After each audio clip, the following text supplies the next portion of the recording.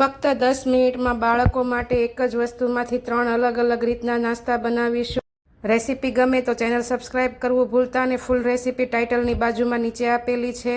નાસ્તો બનાવવા માટે 500 ગ્રામ બટેકાને મીઠું નાખીને 3 સીટી કરીને બાફી લઈશું. છાલ ઉતારીને કાંટા ચમચીથી મેશ કરીને તેમાં મીઠું, ઓરેગાનો, ચીલી ફ્લેક્સ, મરી પાવડર ને અડધો કપ કોર્નફ્લોર નાખીને લોટ બાંધી લઈશું. પછી તેમાંથી ગોળ ગોળ રોલ કરીને આવી રીતે બનાવી લેશું. પછી તેમાંથી એક સરખા કટ મૂકીને આવી રીતે 3 અલગ અલગ શેપ આપી લેશું, જેમાં એકમાંથી સ્ક્વેર, બીજામાંથી કાંટા ચમચીની મદદથી બિસ્કિટનો શેપ અને પછી સ્ટ્રો અને સાદી ચમચીથી સ્માઇલી બનાવી લેશું. અને મીડિયમ ટુ હાઈ ગેસની ફ્લેમ ઉપર ત્રણેય શેપને વારાફરતી ગોલ્ડન બ્રાઉન ક્રિસ્પી થાય ત્યાં સુધી તળી લેશું.